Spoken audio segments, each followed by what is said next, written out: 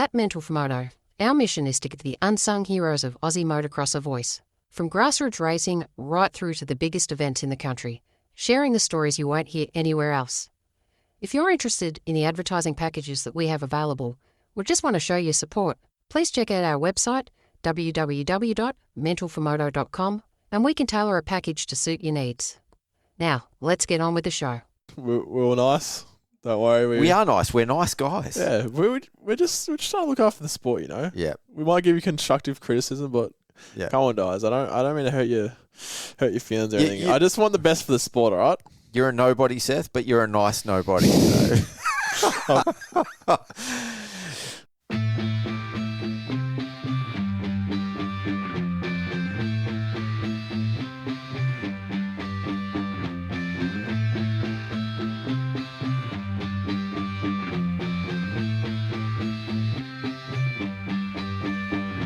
There were times I was lost, dark had fear, couldn't see through the rain. In the end it was clear, hit the fan. I was more than one man who was there to lend a hand. Together we'd stand, always had my back, my guardian soldier. Team pulled together, united we conquer. Blessed is he who in the name of charity carry me when I'm weak, straight through the valley of darkness. Pitch blackness, the heartless, regardless, fear couldn't part us. Thick and thin, there by my side. At times we collide, but in the end we ride. Thick and thin, there by my side. At times we collide, but in the end we ride. We ride.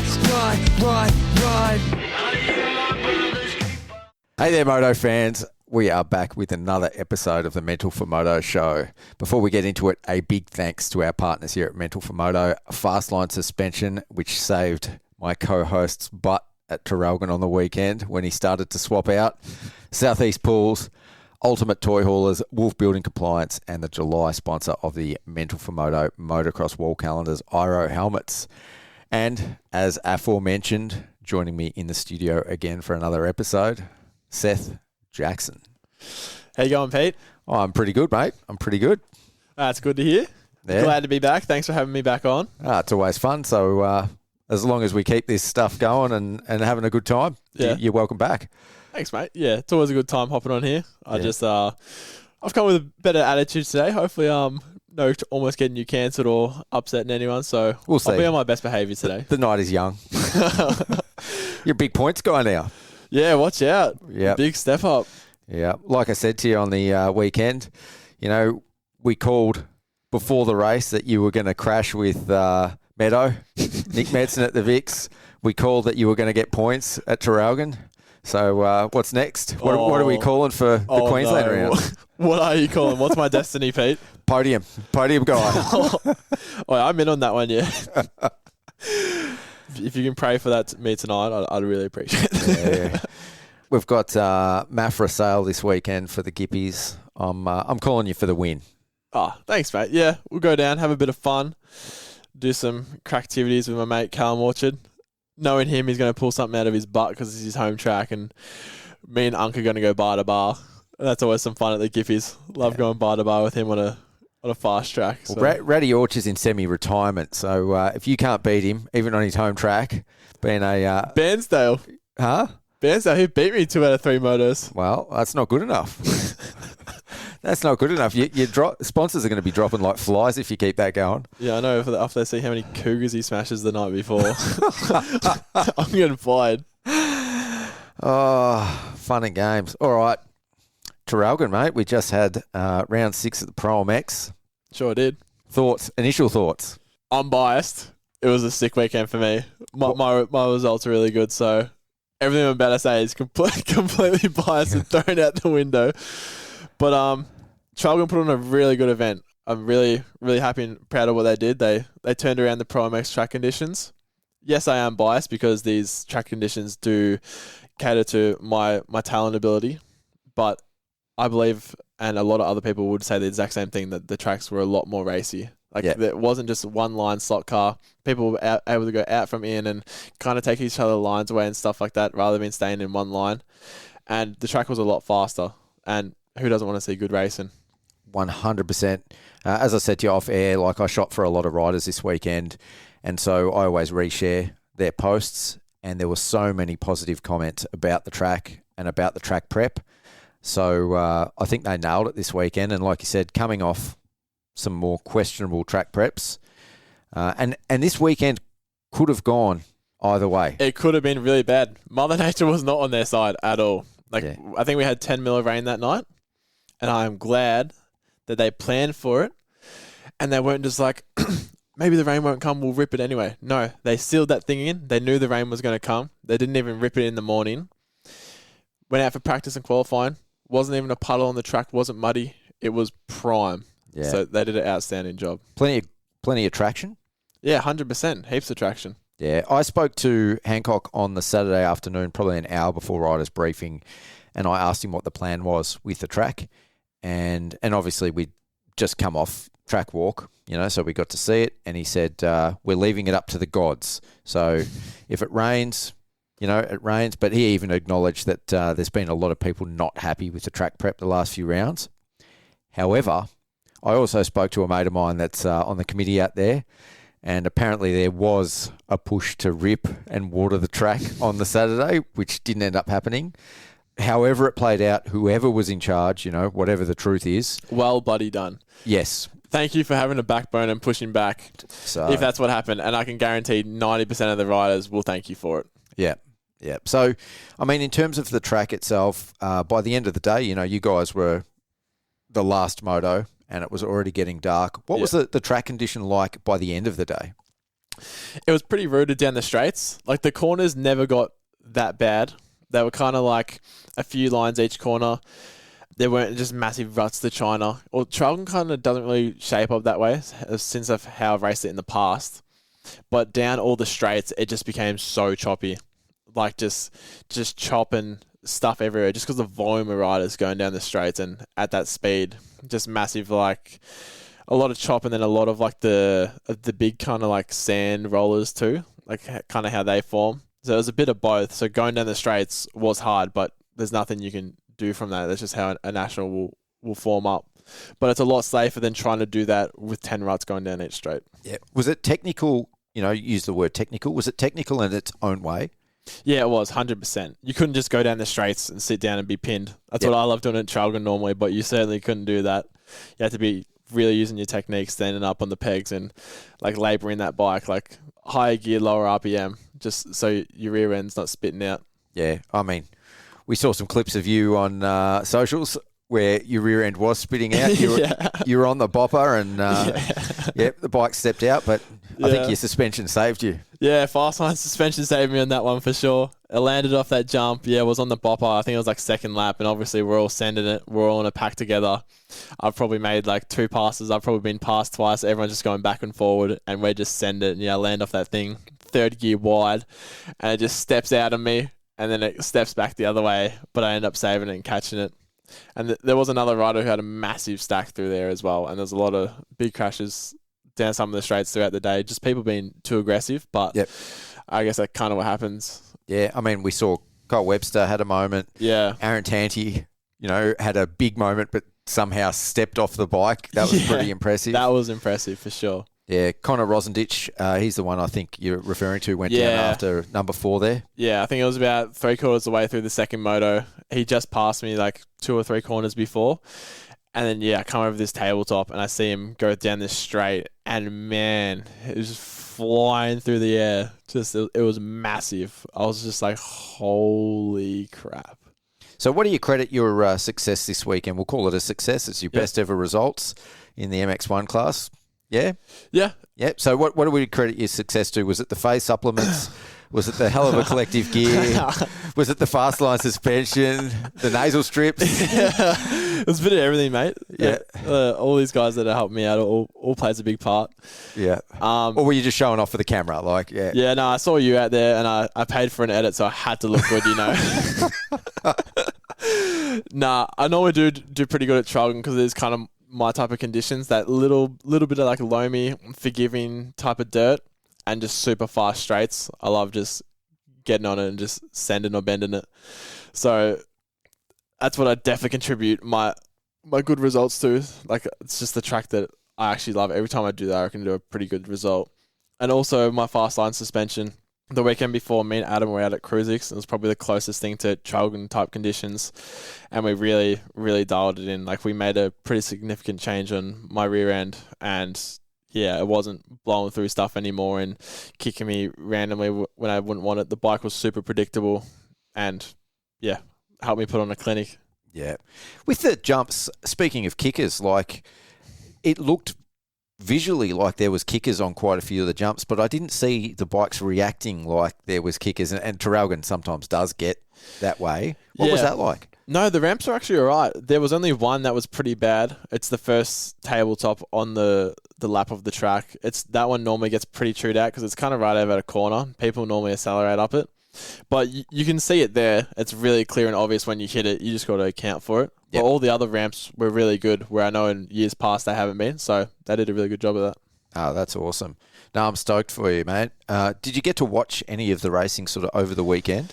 Yeah, I watched some of it when I was there. I watched the first women's race, and I watched pieces of the MX2 and MX3 race. I think I watched a good amount of one of the MX2 races. Oh, well, we'll have to get into that. But, I mean, with the MX1 class, what are your thoughts on that? We got Jed Beaton just, doing Jed Beaton things. We've become accustomed to that. Yeah. But the rest of the podium there, Tanti kind of threw it away. Yeah. But closed that gap. And Nathan Crawford was actually on the hunt. And I'm going to say something now. We've spoken about the track prep. We spoke about this at Gilman, the last track that was pretty prime. Yep. And how much closer it is, how much closer the racing is, how much better the racing is. And we saw that at Traralgon. Yeah. Like, Jed Beaton didn't have a 45-second lead over everyone else. And for me, that's absolutely unreal. But do you put that down to the track, or do you think those guys are just closing the gap? A bit of both. I reckon the other guys are getting a bit of momentum, but I do definitely put it down to the track conditions for sure. Because it gets to a point where you can only go so fast on a track, and there's only so much more time you can make up in certain sections. And if most of the sections are quite, you could say, simple rather than super technical, well, then there might only be 0.1 or 0.2 of a second to be made up per turn on some of these turns. And that's not going to account to 40 seconds down the end of the moto, is it? It might just account a few seconds. Yeah. And what did you think about Nathan Crawford first outing on the factory Honda? Looking factory. I saw him at Rosebud the Wednesday before, and he was riding really good. Flew past me like it was nothing. And yeah, he was looking really smooth and comfortable. I didn't get to obviously see him ride in the flesh because I was racing in the race, but on the practice day before, he looked smooth and comfy. You got to see him for a split second. I've got some footage of him coming past you. Yeah. About 3/4 of the way through the motor. Sounds about right. Yeah. What about his teammate, Kyle Webster? So have you heard anything about Kyle? We know he had a groin injury and a shoulder injury. From the US. Yep. From the US, yep. I mean, he got second in the first moto, fourth in the second moto. Did have a little bit of an off. But do you think he's back to, good health? We won't say he's perfectly fit. Do you think he's still a little bit off? I'm not too sure. I didn't get to kind of judge because I didn't watch all of it. The first moto, was he leading for a while? I think so, and he did get the fastest lap in Superpole as well. Yeah, he did. I did watch the whole Superpole. Yeah, he was looking really good in Superpole. Yeah, because I remember him lapping me in front. So it might have only been a few laps to go where he threw it away. So at what point in the moto did you get lapped? I know we spoke about that on your last one, but did you make it through most of the moto? Yeah, I think it was around maybe the 18 to 20 minute mark, maybe closer to the 20-minute mark. So I was pretty happy with that. I remember I did Vic title there last year, and I did most of the races without getting lapped, and that they were there, and they're 18 plus 1 minute races, and they were like right about to lap me, but they didn't, and I'd get an extra lap in. Yep. So I think it was around that same point too for the National this year. Yeah, so you don't think you got further into the moto, like with the track conditions and everything, that distance between sort of the front runners and the tail end of the pack, you don't think that was a little bit closer? It was definitely closer. Like normally all year I've been lapped twice by either Jed or Kyle. And yeah, I only got lapped once there. But I also did ride a bit better, so bit harder to judge, but I do believe it was closer for sure. Yeah. I mean, you were battling with Connor Rosendich, obviously, before his crash. Jack Kenny, Brandon Steele, like you in amongst those guys throughout the motos. Yeah. That's pretty cool. Yeah, it was pretty cool. Yeah, me and Damon Urbacher, we went back and forward a good few times in the second moto, the first few laps, and it was really good racing. And it was cool to finally run up there with them. Like, I feel like I've either been running with the guys behind or I've just been in a pack by myself. Like, I just guess I haven't had that speed the first few opening laps, or I'll put myself in a crap position and not get a good start. But it was finally good to get up there and just run with them. And they were kind of there most of the moto, but they slowly started drifting away after, say, I don't know, maybe around the 10-minute mark, but they were kind of there. But so it was really sick to, like, just race with them and be competitive. That's what I've been wanting for so long. I've been chasing that for like 2 full years. Yeah, I actually wanted to mention Damon Urbacher because for me, that felt like a bit of a standout ride for him as well. Is he normally up? Yeah, he's normally in front. I know Canberra, he was a fair bit in front of me. I can't remember what positions it was. But yeah, he's normally like, maybe not that high up. He's probably on that back edge. But yeah, he was definitely a lot more competitive with that group like I was this weekend. Yeah, he looked like he was riding unreal. Yeah, he was. He was riding really well. Yeah. Do you know what was going on with Regan Duffy and Jed Beaton? No, I don't. What was going on? I mean, I didn't see too much in the racing, but in practice, Regan Duffy went out front, went out hard, led the pack out, and then Jed caught up behind him. And I thought they were just mucking around, and it looked like Regan was riding a pretty wide bike. He was blocking him. I mean, Regan was flying, really pushing hard. And they were like that for like 3 or 4 laps. And then you got the sense that Beaton was getting pretty frustrated. And it was only at that sort of point I sort of thought, maybe this isn't in jest anymore. And then, Beaton was revving the bike and it didn't look like it was all that friendly. So yeah, interesting. Maybe Regan's trying to just put his foot in the door. That's his conditions. If he were to put on a good race, it's going to be there. That's those kind of WA conditions, but like a lot on the easier side, not as gnarly sand. But it's that looser type of dirt. So that's the stuff that he likes. Maybe he's just trying to, just settle it straight up from practice. Show him what's up. He did have a really good first moto. The second moto sort of fell apart, but he crashed. But maybe this is sort of the return of the spicy Regan Duffy, because I mean he has been in the past before his crash, undoubtedly one of the biggest talents in Australian motocross, for his era. Yeah. And unfortunately, we all know what happened and the story there. But to see him sort of back and obviously feeling pretty good, I think to be battling with Jed Beaton and feeling racy, you must be feeling pretty good on the bike. Yeah. Man, I reckon he's coming back. He's just getting better and better. Like, we don't know his ceiling. He just keeps getting better. And we've seen how he was before his accident. What if that's his ceiling again, but it just takes years to come back? Yeah.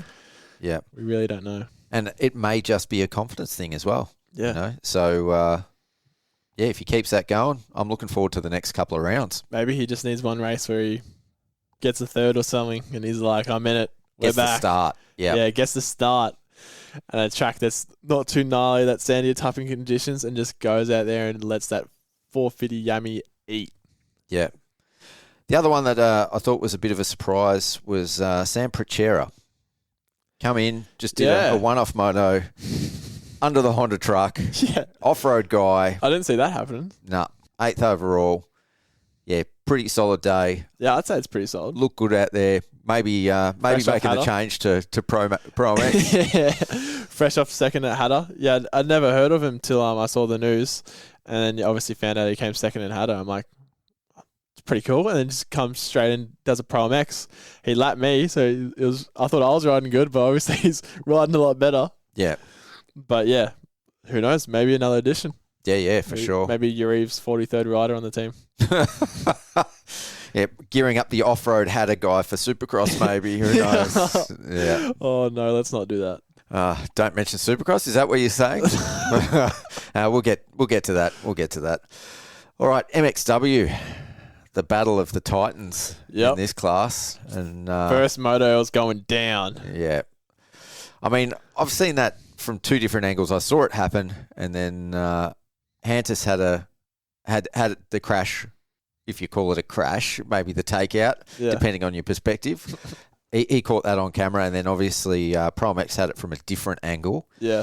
Now, the angle that Jacob had definitely made it look pretty intentional and pretty aggressive. Yeah. The ProMX angle, I think, is a little bit more forgiving. It makes it, I don't know, just look like the lines come together, and apparently the handlebar got caught in Charlie's jersey.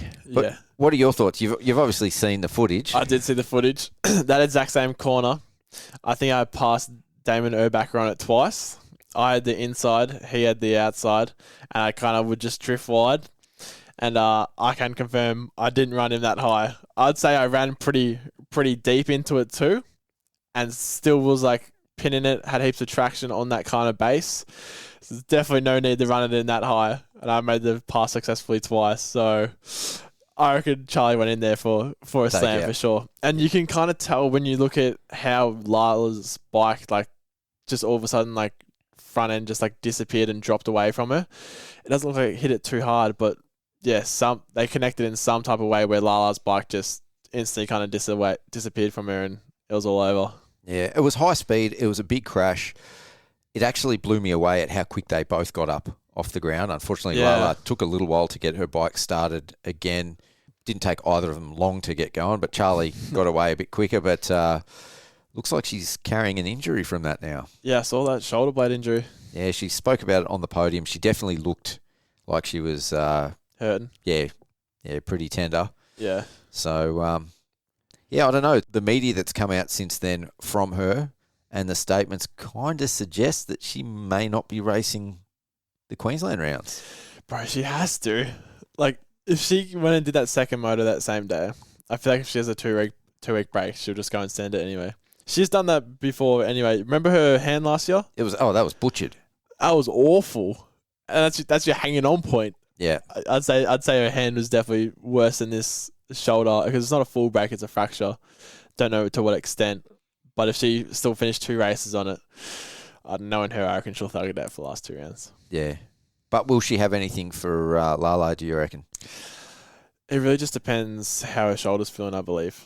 Like, for her to get up and approach on Lala and go bar to bar, I feel like she needs to be near that 100% mark. Yeah. I feel like Lala just has that edge on her, and if Charlie's disadvantaged, I don't know, it might be a bit easy for Lala just to take the cake. Do you think that move is sort of a symptom of her knowing that Lala's got the advantage and sort of getting a little bit desperate?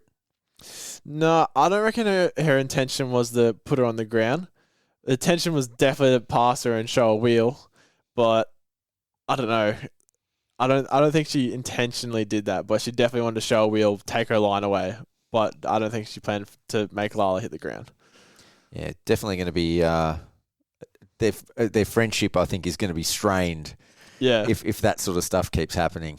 And I think Charlie is talking to Lala's brother as well, so it might be awkward at the dinner table. I think they're more than talking. Yeah. That's it's going to be an interesting one. For sure. Taylor McCutcheon, 3-3. Solid ride from her. Solid. I'm kind of hoping, that at some point she's able to get in amongst those top 2. But it just hasn't looked that way. What conditions would you say that she's better on? I don't know. She was really, really good at QMP in the past. Yeah. So maybe a QMP type track. Yeah. Well, guess what? Got QMP coming straight up. Yeah. Maybe she gets a good start and competes with them for a good few laps. Darcy Wally, 4th on the day. I mean, she was a standout for me. I was not expecting her up that far, especially considering like Emma Milesevic has just come off the, US, the AMA women's class, where she's consistently running top 10. Yeah. She's around that 7th place over there, and Darcy beat her both motos. Pretty impressive. Is that a surprise? I don't know. What do you think? I was surprised. I mean, I reckon I'm surprised. Emma's no pushover, that's for sure. She rips on a bike. Yep. I thought that Emma would easily, like if I had to bet my money on it, she would be right behind those top 3 girls. Yeah, that's what I would have said too, for sure. Yep. So, no, it was great racing, in the MXW class. It's great to see them back on track. Really, really good numbers as well out on track. Yeah, there was a lot of them. Yep. So, hopefully we see that coming into It's good to see. the last 2 rounds. Now, on that note, across all the classes, normally by, rounds 5 and 6, we do see a drop-off in rider numbers. Yeah. I think the way that they've done it this year with, round 6 especially being back in Victoria, I think that's helped. But we're not seeing the attrition rate. Riders are lasting longer into the season, whether it's financially or through injury. Like the numbers on the gate are pretty good. Yeah, the numbers on the gate are good. So MX1 class, I'm pretty sure we had 34. MX2, I'm not sure how many they had, but it was definitely close to that 30 mark for sure. I remember last year, the MX1 class maybe had like 22 there. Yep. Like tops. This year's got 10 more. And this last year was round 4. This is round 6. So I don't know what's in the air, but there's more riders. And I think there was a few locals who wanted to go out there and give it a crack too. So they gave a few more numbers as well. Yeah, and I mean, we always see that up in Queensland for those last 2. They're super popular rounds. I think riders will take advantage of the fact they can get up there and spend a week in Queensland and with the excuse of racing on the weekends on either side. So that's what I'm doing. I'm hiking it up for the first time, so I'm excited. Shout out to a couple of the other privateer women that raced MXW and I thought got really good results. Mia Tung, 7th overall. I thought that was pretty solid for her. And Emily Lambert, one of our Mental4Moto riders as well, 8th overall. I know she's always pushing for more, but she's coming off a hand injury. So, I thought that was pretty good. Solid effort. Yep. And Nellie Fox, 10th overall. Yeah, wow. In a big field. That is a freaking good result. Bro, she's young too, isn't she? Yeah, she's really young. Yeah. It's impressive.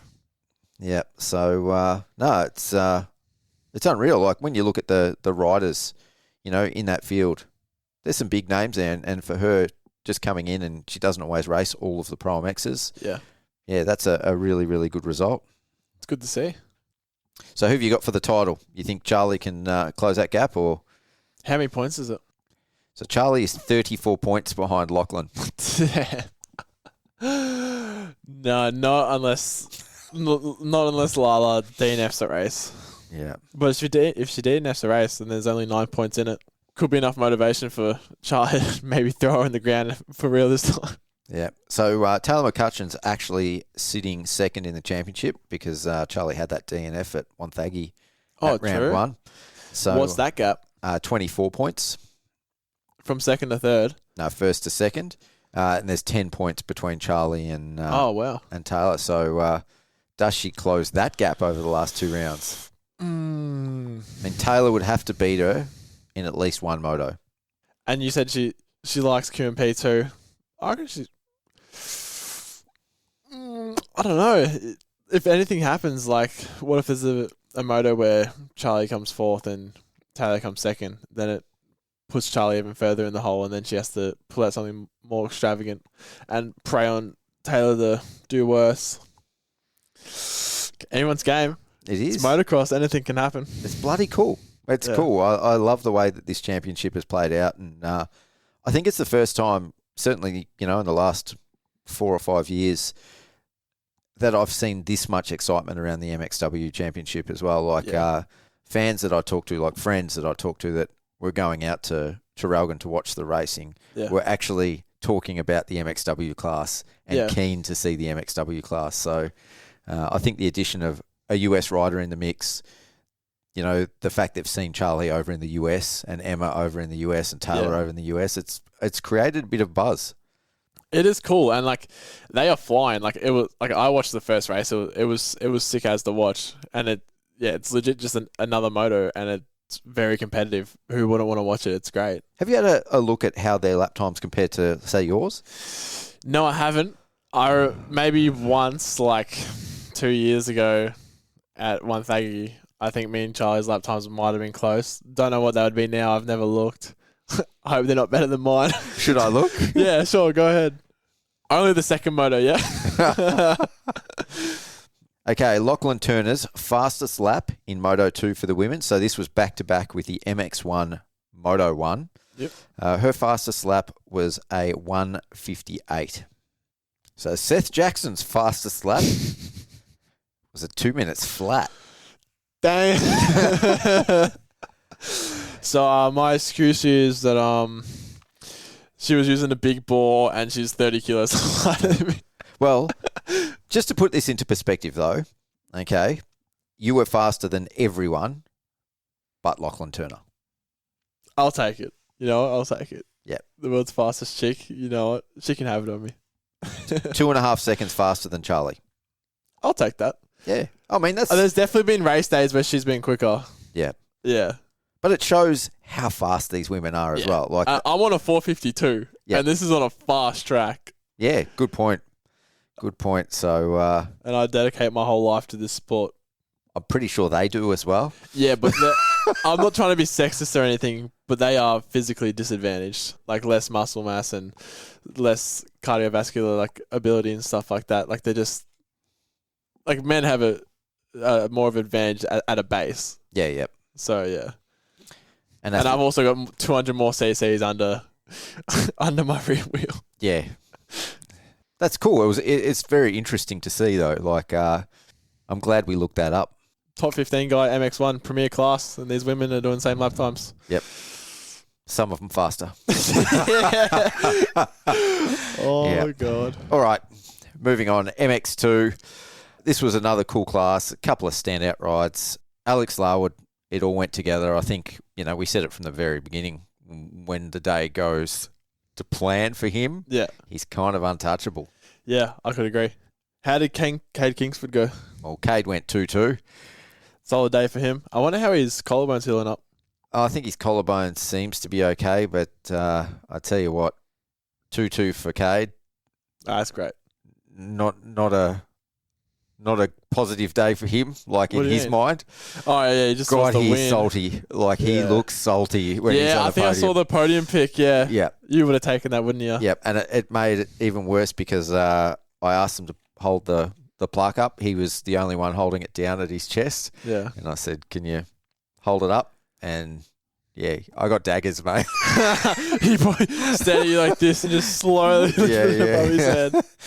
So, no, he was, not happy at the end of the day. But I think for him, he's one of those riders that chip, like that's what feeds him. That's what drives him. Yeah.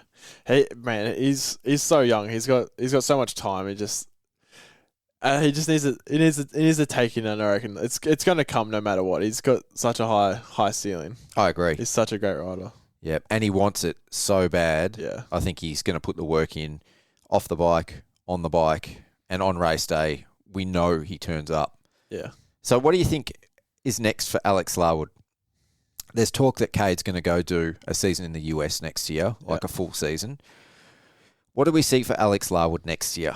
Early predictions, we've still got a couple of rounds to go this year, but assuming that he can wrap this championship up, do we see him defend next year?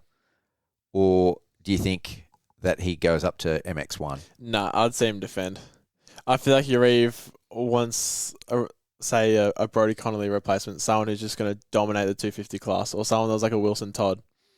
Like, I don't know if Ryder Kingsford is such a safe bet to hold it down for the title next year, even though he's getting a lot better throughout these rounds. Just did start off a little bit weak.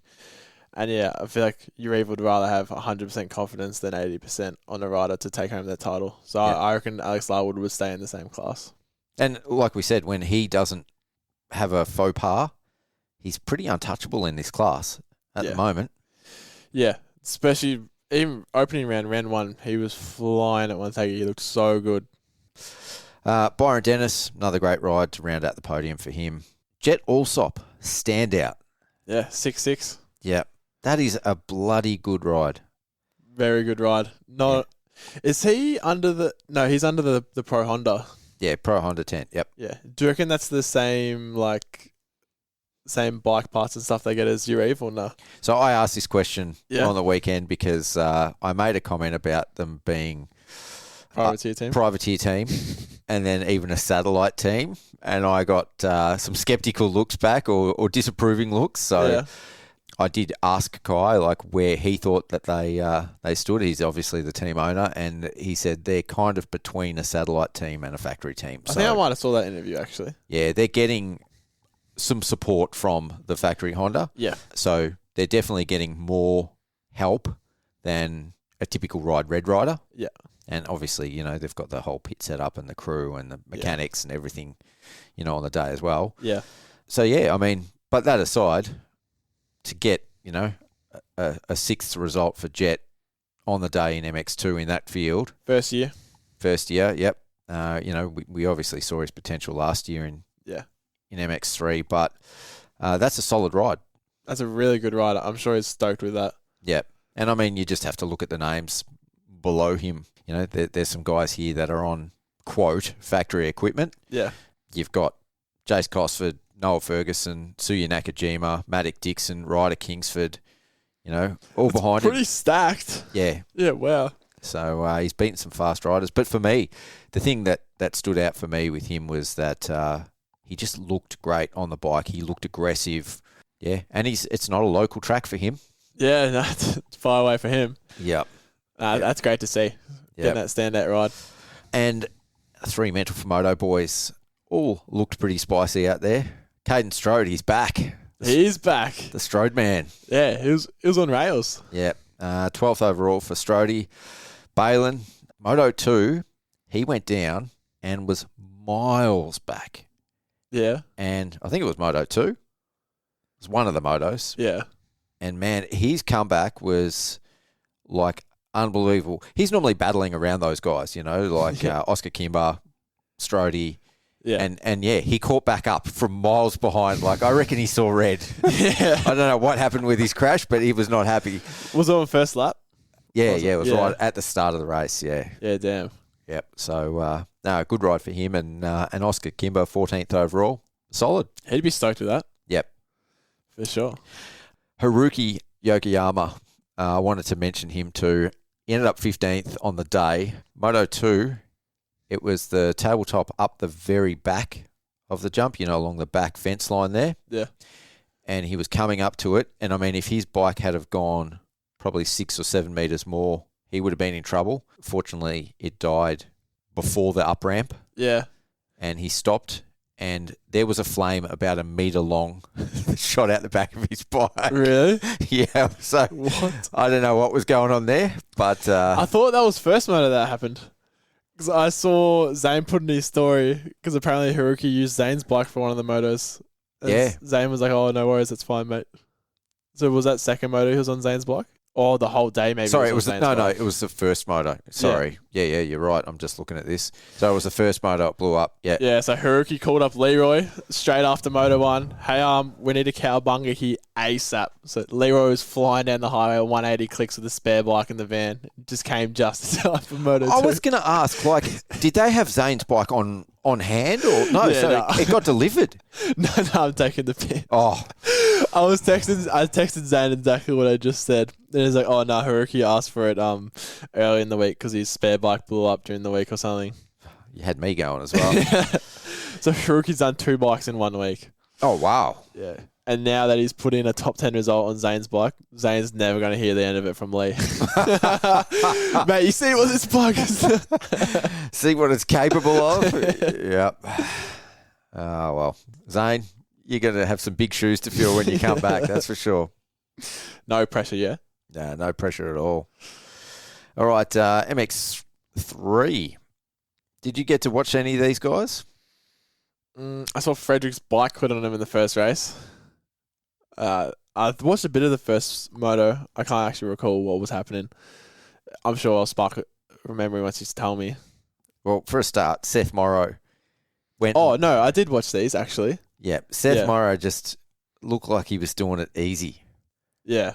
I mean, he's normally a guy that looks like he's kind of riding on the limit, and he kind of jet Lawrenced it where riders would close the gap, and then he kind of lagged down a couple of heaters. He just then- held that nice distance that Yeah. whole time. But he just looked so relaxed. Yeah, he did. Never won a race before. Looked like he's done it a Looks like million he's done it times. 100 times. He had it under control. Yeah. What was going on there? Job done as well. Second. So Seth's never won a race, and the two other guys on the podium in Job Dunn and Ryder Matthews Taylor never podiumed before. Yeah. Like, what is going on with this SX3 And MX3 class? Ryder came from deep in the pack one of the motos too. Yep. Crazy. Put on a clinic. I don't know. It's this class is just, it's amazing. It's It is. awesome. It's great to just see new potential up there all the time. Yep. And I'd still like to bank off me saying at the start of the year in this podcast that Job just needs one good rider's momentum and he's going to break out. Now he's on the podium coming second. What's next? I know what's next. Factory ride. Yeah, well, he's going to be on top one of these days, and Yeah, he's still a 100%. junior. Still a junior. He has 2 full years in the class left. That's unbelievable, yeah. That's ridiculous. Yeah. But, Don't worry, he's got time. yeah, he's got time, and I guess on the current trajectory of this class, considering we've had 6 winners in 6 races, the odds are probably in his favour. Yeah, he's the 7th. Yeah, 7th winner. Imagine there was 8 winners in 8 races in this class. That'd be insane. It'd be very insane. I would so see it happening. So on that note, who's the last 2 winners? Yeah. Who you got for the last 2 wins? You'd have to bank on Joe being one. What do you reckon? I'd have that in my... I'd bet the house on that. I don't know. My heart says yes, 100%. Who else hasn't? Riley Burgess has been up there a few times. Riley Burgess is definitely going to be a contender. Yeah. He is just one guy, and I've said it before, where just luck hasn't gone his way. And again, this weekend, he was running 3rd in the championship. He still is, but he lost a heap of points. Had a bike failure in Moto 2. Yeah. Like, pretty devastating. Spewing. Yeah. He was 2nd in the championship, wasn't he? For a while, yeah. Now he's probably 3rd, I think. He was 3rd coming into this round by 2 points. Yeah. And then, now he's dropped back and he's sort of closer to 4th. But, Spewing. spewing for him. I know he was pretty gutted. These things happen. Yeah. Boyd's Moto Racing Team, privateer effort though. Like, to be running where he has and have been on the podium this year already. It's incredible. And potentially still going to, podium and potentially win a race before the year's out. That's a pretty good effort. That would go off with a bang if he wins a race and gets on the podium for the championship. Yeah. That'd be really good. I mean, they've done that in the 85 class though, with a couple of their riders. So it's that team is a little team doing big things. Love to see it for guys like them. Yeah, definitely. Ooh, so for the last 2 rounds, I don't know. I mean, I'd love to see the 8 winner thing. Yeah. But I think, your Devos and your Hayden Draper and Heath Fisher, I think they're going to come home strong in this class, and Riley as well. Yeah.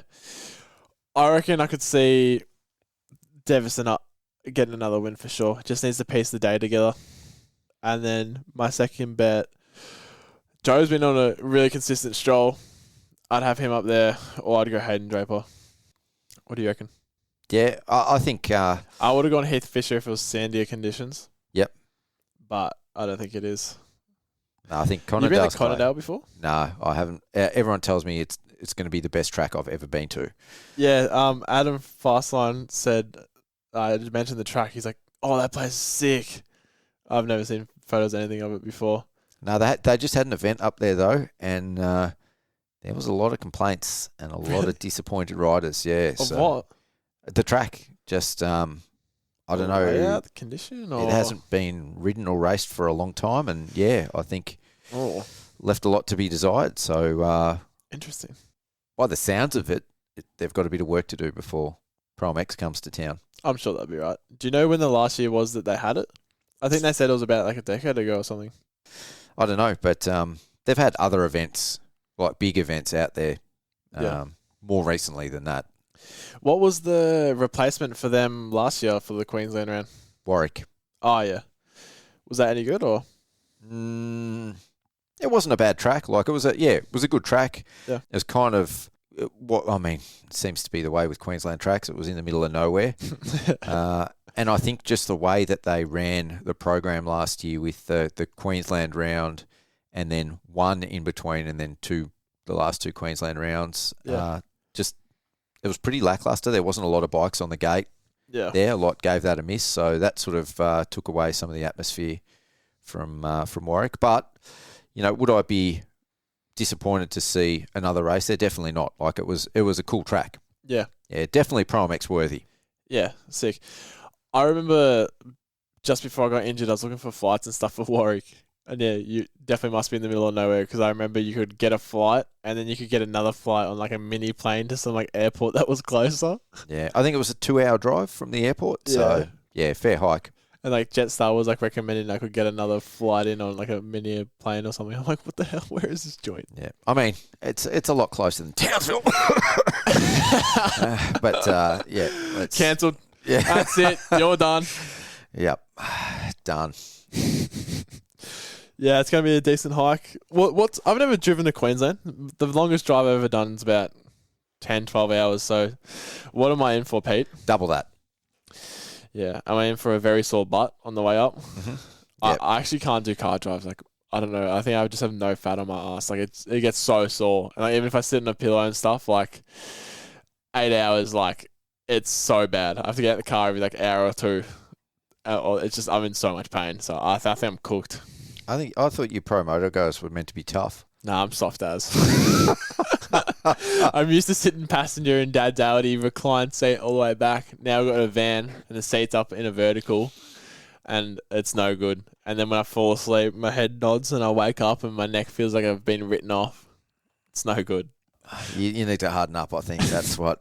If you're going to get on the podium in one of these classes... No, man, I'm soft as. I'm not hardening up anytime soon. All right. Is this the advice that you boomers give out these days? That's exactly right. That's exactly right. Hey, my parents were boomers. I am closer to you in age than I am to boomers, so just let that sink in. Yeah. Have some cement and harden up. Yeah, that's right. Yeah, your bloody generation's soft. So, back in my day, we had black and white TVs to harden us up. Yeah. And real cameras. Yeah. So for the listeners that are a little bit longer in the tooth, or closer to me in age, I showed Seth some photos of Moto from when I was a junior, and he 1991, 91, 92, and he couldn't believe how good the photos were. And I'm like, cameras were pretty good, and he's like, yeah, but when mobile phones came out, it's like, yeah, but there was cameras before that for a long, long time. Yeah, I don't think colour came out to like 15 years ago or something. Oh, Seth, playing with fire, buddy. All right, before we wrap this thing up, we did a podcast with Mick Sinclair from AUSX. We obviously spoke a fair bit about the AUSX Australian Supercross Championship previously on our previous show. But, what were your sort of thoughts? Was there any surprises? Are you has it softened you up on anything? Has it hardened your resolve on some things? Yeah, there was a few good things to take away from it. His insight in the sport and whatever. He did actually listen to something I had to say, which I guess was cool. It was saying that he's going to lower the follower count down on their reward program, the content for Supercross, from 10K followers at a minimum requirement to 5,000. So, per my complaint, so it's more viable for me if I were to reach that. I'm currently at 2 and a bit thousand followers, so we've got a bit of work to do, but now I'm maybe motivated to go and do it now it's a bit closer in reach. I'll go give Seth a follow if you're listening. So, what was your takeaways from the podcast? Did you learn much, and is there anything that you're still unanswered on? Like I said, I think it sort of cemented the fact that they've put a lot of effort into building these shows and the championship, and they're going to be massive shows. I think from a championship perspective, my biggest concern is that putting it out of reach in Australia of your everyday riders, guys like yourself, lower down the field, like your SX3s and your 85s, like the juniors, the increased logistics, the increased travel, and the increased cost, which they're obviously trying to address, but I think there is undoubtedly more logistics and more expense to race the series. 100%. My concern is that, that is not only going to affect the riders on the gate, the number of riders on the gate this year, but I think there's going to be some that scrape together this year, and so we don't see a massive drop-off, but I think there will be a drop-off. My concern is, though, that by making it harder, you're going to have less riders interested in racing Supercross, which in 3, 4, 5 years, even next year, is going to really impact the numbers of riders training, racing, and then you're going to have a series that is entirely reliant on bringing in riders, imports, and, if anything happens in the global climate, then all of a sudden, whether riders don't come over or even that novelty factor of getting some of these US riders over starts to wear down, we're going to be left in a pretty precarious position where, we don't have a championship. And I really hope it doesn't go that way, but I know, and I guess my takeaway was that I'm hearing things firsthand speaking to riders and teams, especially satellite teams and privateers, and I'm feeling that the message isn't getting across really how hard it is for some of these guys to make it. Yeah. So they're not actually just like fully throwing us in the bin. They have like thought about, so obviously the main concern for us riders who don't have unlimited budget is going to New Zealand. They've come out with their program for us to get over there. So we give them their bike after the first round, and they're going to take it over there over us for an expense at $4,200, and that's going to take our bike to all the rounds. In retrospect, for that amount of money, I probably wouldn't be able to do it cheaper myself to take my bike to all the rounds. 100% you wouldn't. Yeah. So they've done a really good job at that. But just because it's a good deal and it's a good price doesn't mean $4,000 still not $4,000. That's another $4,000 that we're going to have to cough out to do the series, where if that event was inside Australia, we wouldn't have to cough out that $4,000. We wouldn't have to cough out extra for accommodation because we could probably stay in our van. Wouldn't have to cough out more for a rental car, and just little things like that. So this one round that we're going to go do in New Zealand, realistically, at an absolute minimum, I'd say about $6,000. I'd probably say maybe closer to $8,000 just to do one round. And as someone who's not fighting for the points lead in the championship, or even if you're fighting for 10th place in the championship, that amount of money just for one round is really unrealistic. But then it also makes us want to have to do it because there's not singular entries. And it's like, well, if we're paying for all the entries at once, well, there's more of an incentive for us to go do it because we don't want to waste like a few $100 on whatever that entry fee is. But then there's a fine line between, okay, do we just not do the series then? Or do we do most of the series, miss out on that round, lose some more money? So it's a bit of a fine line on what riders are going to do, and if this is limiting the amount of riders we're going to get on the gate for the sport. But I would love to see it if they did individual entries for the Supercross rounds, because then I would definitely be doing a few for sure. And especially someone who wants to get into Supercross, they would probably want to do a few for the first time as well, and they wouldn't want to have to miss it to New Zealand for their first ever round of Supercross. Yeah. I guess, you sort of hit the nail on the head, but to sum it up, I think the ability when the rounds were on the East Coast, and don't get me wrong, I actually like the fact that Supercross is going to Perth. I know it makes it a lot harder for riders and all that. Yeah. But I like the fact that Perth is getting included in the championship. But when the championship was just on the East Coast and Adelaide, there was the option for you guys to do it kind of on the cheap, wasn't there? Yeah, for sure. Yeah, and I guess that option is no longer there. Even if it's not excessively expensive, that option just isn't there. It's still going to be more expensive, and there's no way, like you said, you can't sleep in the van. Yeah. You can't be eating the baked beans Yeah. next to your swag. Yeah. It's just, Can't be taking shortcuts. Yeah. It's definitely a tough one on the bank account, that's for sure. Yeah. But it is cool to see you go to Perth. But since they are doing the season entry, it's not like there's going to be some dude in Perth who's just going to do a one-off race in Perth. Oh, I'm going to try a Supercross for the first time. We'll give it a crack. I live in Perth. Might as well go do it. They're not going to do that. They're either going to do the full series or they're not going to do it. So an opportunity like that for riders would be a lot more beneficial if it was the ProMX, where you can actually do the one-off entries and go race that one event, where to show some talent from the guys from Perth for Supercross, that just really isn't a thing because they don't have that option for that singular entry. You have to enter for the whole race. So if we're going to see them regardless, if they're the guys from Perth racing. Oh, so I actually asked Mick. They're obviously going to allow single entries. Really? Yep. Provided there is room on the gate. So say there's 15 entries, and then you'd be allowed to enter because the gate's 18. What if it's over 18?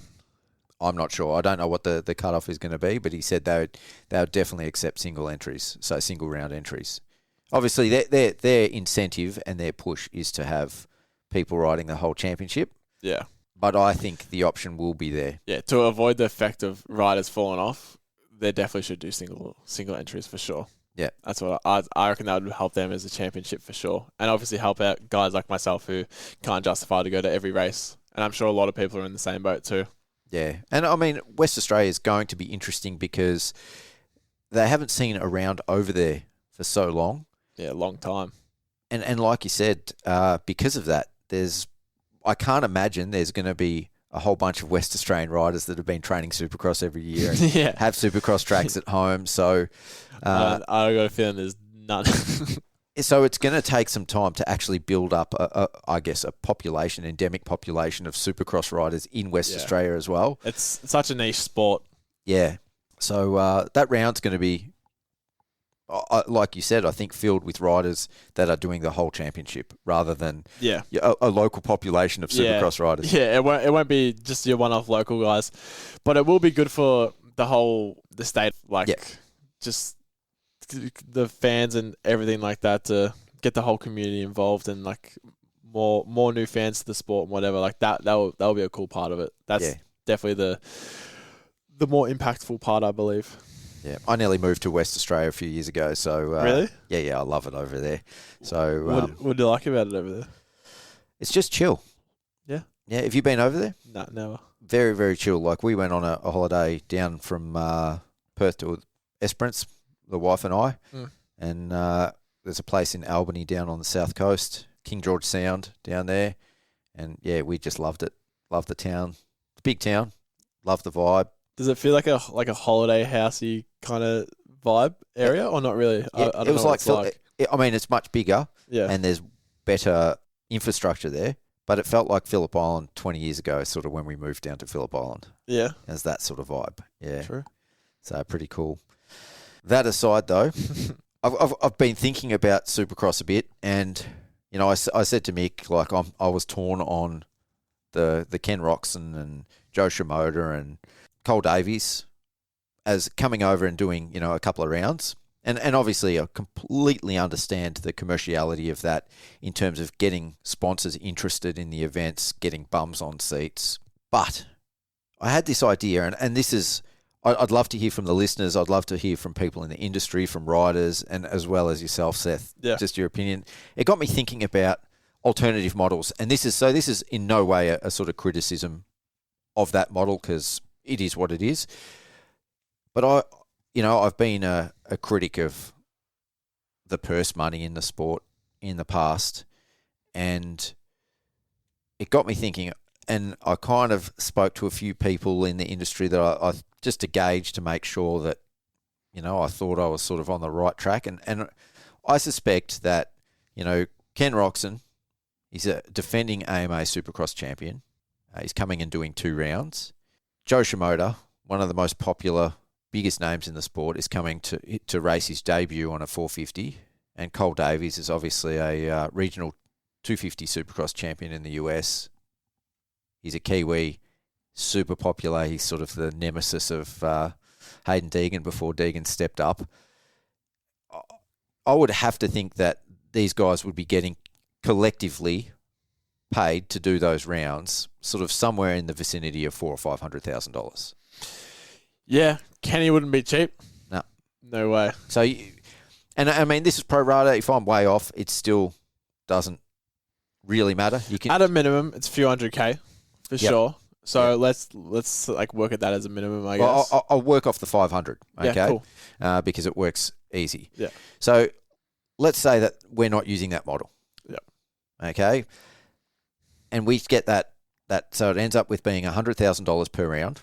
Yep. So you got 5 rounds. And I know this is overly simplistic, and there's sponsors involved that want those guys over. But let's assume that's not happening, right? Yep. And that we can attract those sponsors with this model.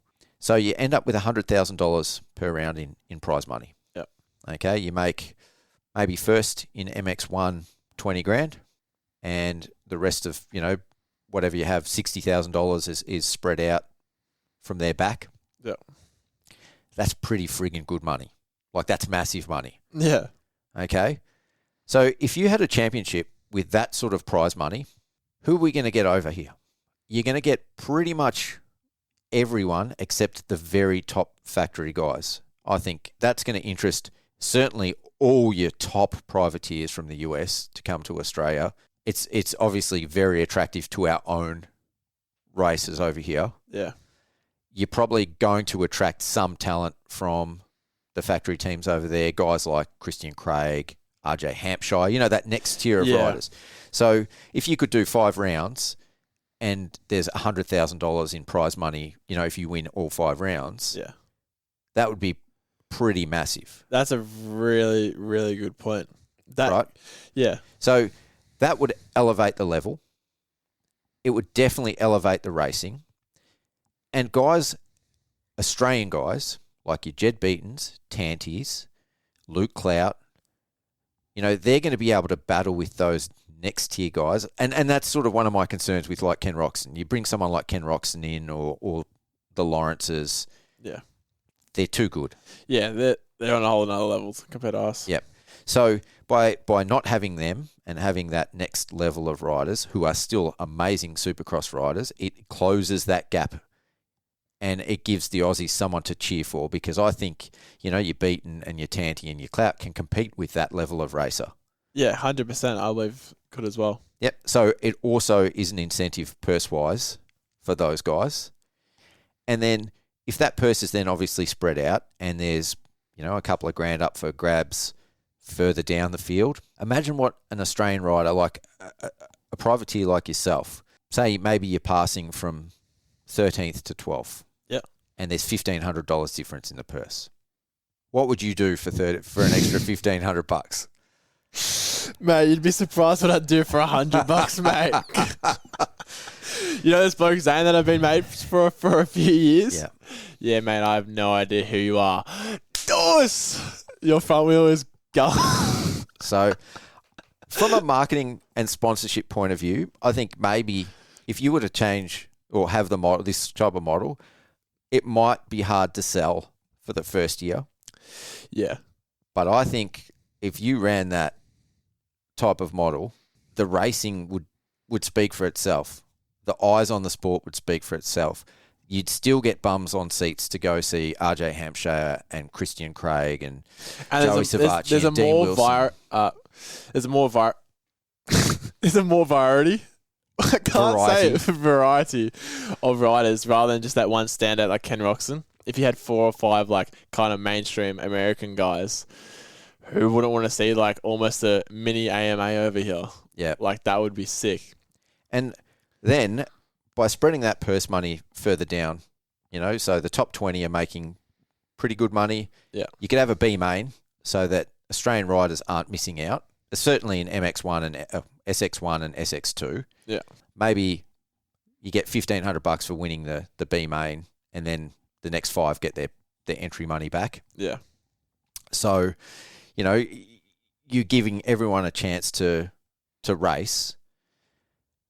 But if there was money on hand for Australian riders to be able to win, it'd justify the time off work, the effort, the training, and you would see, instead of that drop off over the 3 or 4 or 5 years that I'm concerned about, yeah, that would be massive for the sport. Like all of a sudden, you know, every 85 kid, every SX3 kid would be hungry to get in that mix and get a chunk of that pie.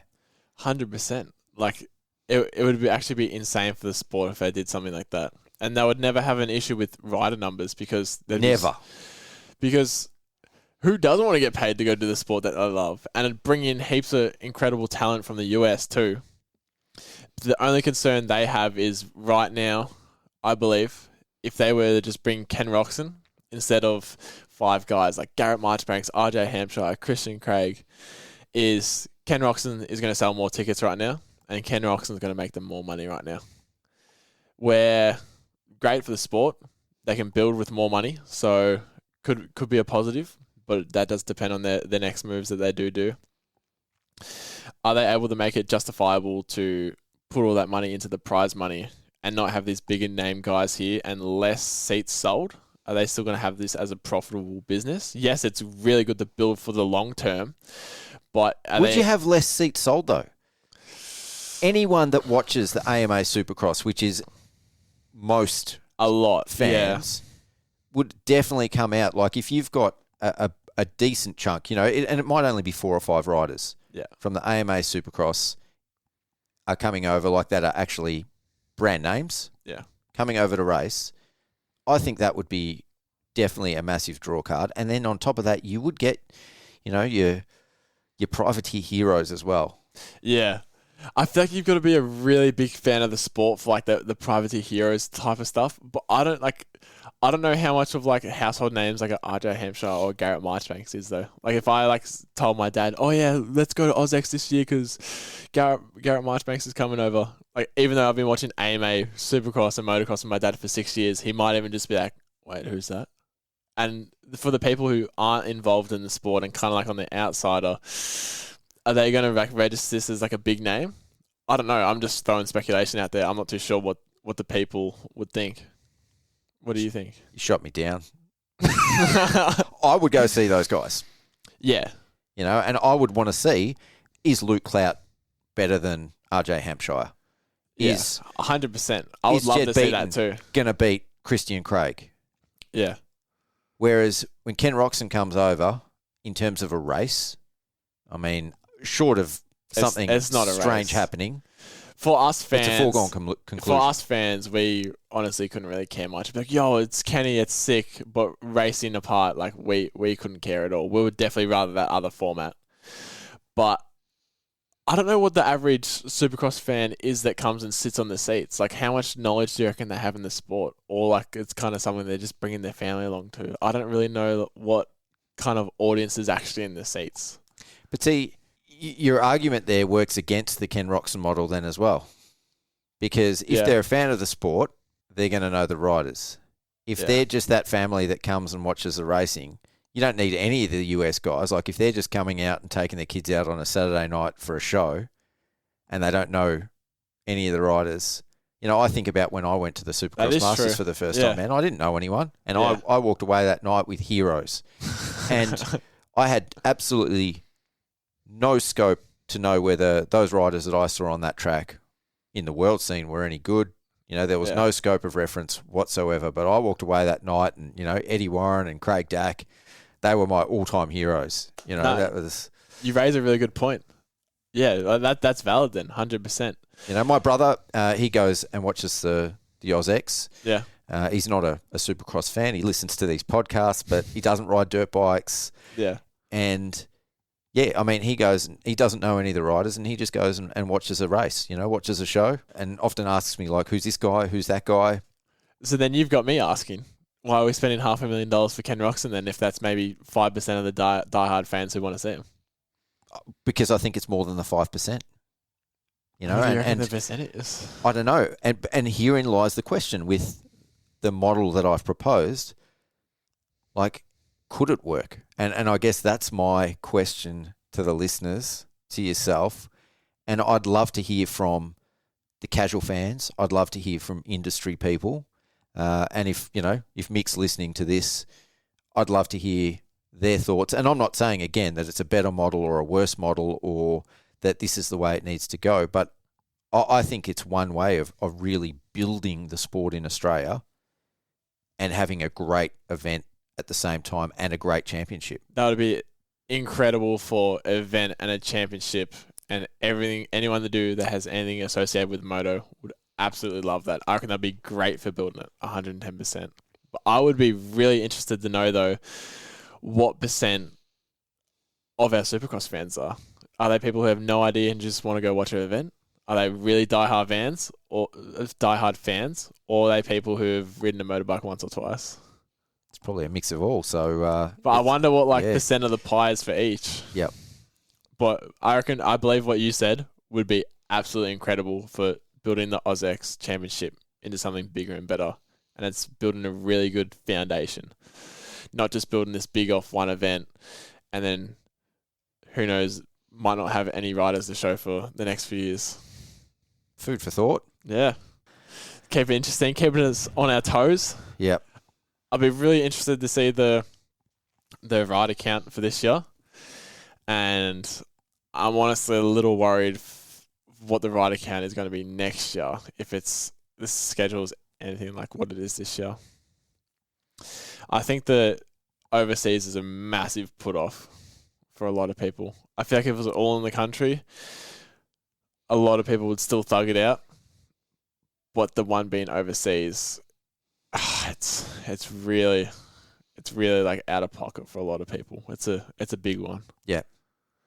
Yes, I mean, it's interesting to hear that perspective. And like I said, that's what I'm hearing. Whether or not, that these riders and teams that are super apprehensive about it end up just making it happen. They find a way to make it happen. Yeah. And turn up. That would be great, because we want this to be successful. We want the biggest and best Australian Supercross Championship that we can get. Or whether that apprehension, actually makes them not keen to do the series and just focus on motocross. It's gonna be an interesting year for Supercross. Yeah. And I don't think to the casual fan they're going to have any awareness of this stuff at all. Yeah. Except for maybe that the gates aren't as full as they have been in previous years. Yeah. Like for someone as myself right now, I raced Supercross last year. Last year I was so keen to race Supercross this year. At the moment, I'm just sitting here like, I've got no idea if I'm doing it or not. Motocross ends in 3 weeks. No idea what I'm doing yet. Not too keen on the whole New Zealand plan. Definitely won't be making it over there. Doesn't seem feasible for me at all. And not even sure what's going on in the championship, if there's going to be individual round entries and what I might be doing. I know I definitely would be training with the boys because I want to get better at Supercross, and hopefully something down the track a season is viable for me, or even some rounds this year. But it's really all in the air for me at the moment. So, I put feelers out, and I'll just say a few names. Like I've spoken to Liam Jackson and Luke Zielinski and guys like that, really good. The top privateers, like guys who are running in the top 10 every weekend. Probably with more support than your average privateer. Yeah. As well. They're keen to do the series, but they're not sure if they're going to be able to make it work. Yeah. And if you asked them at this time last year whether they were going to be racing Supercross, I bet you they would have been able to say course. Why not? 100%. Why wouldn't I? And that's the difference. It's just racing dirt bikes. We That's the race difference. nationals. We do 8 rounds. We go throughout the country. Why not? Yeah. It's a foregone conclusion. Yes, Yeah. I'm doing Supercross this year. Yeah. And now it's just so out of retrospect that just that one round has thrown it so far off. Needing an extra bike, having to cough out that $6 to $8 grand for that singular weekend. See, I don't think it's the one round though. I think it's the whole thing. Yeah, but if you were going anywhere else, I feel like you'd bring your bike anyway. You know what I mean? As a viability thing, would it be cheaper and easier and better for you as a rider, and possible, to just tee up a bike over there? It'd be Chuck your it'd be suspension more- in a suitcase. It would be more financially applicable, I reckon. But it's just still a massive headache figuring out how to get a bike. Or if you buy one, then having to sell it. You don't even live in the country and you got to figure out how you're going to sell it. I'm sure there'd be plenty of Kiwi blokes that'd be able to lend a good bloke like you. Hey, mate, let me just absolutely destroy your Yamaha 450 for the weekend. Thanks, mate. Just don't show them any videos of you riding and you'll be sweet. Yeah. Yeah, I saw I bent your subframe and your bars are basically backwards now. But yeah, I've got to go race in Victoria this weekend actually. So I'm on the first plane back. Yeah, you have it back. Yeah. Yeah. Oh, I'll slip you a few hundred, yeah, but yeah, sorry about your bike. Like, yeah, it's I don't know. It's just the thought of it. I'm just like, how's this gonna work? Like the thought of like everything. Have you ever been overseas? Yeah, I've been to Bali. That's it. Yeah. Yeah. I wonder how many riders have just like never even been overseas. You know my dad's never been overseas? Really? Oh, he went to one of the Asian countries once.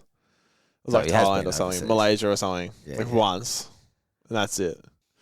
But yeah, besides that, hasn't been overseas. He wouldn't have a passport. I'd have to hook him up with a passport if we're going. Yep. Yeah, that's You another better thing. get onto that. Yeah, I mean, I'd have to get onto a passport if I'm going. So, yeah. Are you going? oh, at this stage, I can't see me getting to Auckland, and with AJMX because I'm committed to covering AJMX, Yeah. both for the MV Motocross Committee and obviously I've got riders that I've got to shoot for that. Yeah. And according to the dates, and I only found this out today because AJMX I think normally goes from Monday to Friday. According to the dates, it actually goes Monday to Saturday this year. It's gonna make So it interesting for a few fellas. Yeah, That's not the New Zealand one though. That's Townsville. that's Townsville. Yeah. So But still, New Zealand and Townsville, I'm unlikely. I'd love to go, but I'm highly unlikely to be able to make those rounds. yeah. How long do you reckon a flight from Shepparton to Townsville is? Well, you'd go back to Melbourne, wouldn't you? You'd have to drive back. Is that like 3 hours? Maybe. Yeah, it'd be 3 hours. 2 and a So- bit. You have to be there on the Saturday for the Supercross anyway, so you just got to pretend that you're there for riders brief and everything, and then you got to go send and bend it in the morning on a completely different bike, different suspension. Yeah, it wouldn't be possible. I keep thinking Sunday because of National. Yeah, yeah, you cooked. Do one or the other, sorry, kid. Yeah. Yeah. It's sad. That's the sad. And I mean, I feel for the AUSX guys because by the sounds, they didn't have any other option. Yeah. So for them, that lack of option could potentially bite them as well. Yeah, no, I have heard. They're between a rock and a hard place. Yeah, I've heard from their podcasts and stuff they've been putting out that it wasn't such an easygoing decision. They had Redcliffe cancelling them in about April, and then they were trying to find another place because they didn't want to make it a 4-round series, which is a good thing. They're trying to hold it up to a level of like respect for the series, and then I think the government or something helped them out up in Townsville or something to do with that. So then that was viable for them. But just guess you run out of dates at that time of year when concerts and everything are on and all the type of sports and stuff. So it just is what it is. It's a tough one. Yeah, and it is a small window. So to have those events. It's difficult. So back to Wagga. It's all like, All right. On that note, I've got to head out to Mafra. It's been awesome having you in studio again. It's always fun thank you. talking some shit. We'll polite this one. We're all nice. Don't worry. We are nice. We're nice guys. Yeah, we're just trying to look after the sport, you know. Yeah. We might give you constructive criticism, but Yeah. come on, guys. I don't mean to hurt your feelings or You- anything. you- I just want the best for the sport. All right. You're a nobody, Seth, but you're a nice nobody. So. On that note, look forward to watching your race this weekend again, dude. Yeah, thank you. I'll try not to bend myself on Sunday. If I do, make sure you film them, please. Yeah. So I can get views and get to 5,000 followers. So I can become not a nobody and have money. Yeah, I got you on top of the box this weekend. Sounds like a plan. Thanks, Seth, for coming down, joining me in the asylum for another episode. And thanks to our partners here at Mental4Moto, Fastline Suspension, keeping Seth's bump sticks tuned up. Absolutely dialed. Yep, absolutely dialed. Southeast Pools, Ultimate Toy Haulers, Wolf Building Compliance, and the July sponsor of the Mental4Moto Motocross and Supercross wall calendars, Iro helmets. And I've got a bit of a deal going at the moment as well. So if you buy any of our new, fresh Mental4Moto merch, which Seth is rocking in studio right now as well. It's quite nice. It's pretty comfy. Yeah. You won't be getting the one that he's wearing. You'll get a fresh one, a brand newie. I'll throw in a Mental4Moto calendar as well. My one costs the extra $20 if you want it, so I won't wash it either. So send me a DM if you want it. This is for the foundation going towards Supercross and trying to raise money. And most of all, thanks to you guys for listening. On behalf of Mental4Moto, I've been your host, Pete Wolf. Until next time, see ya. See ya.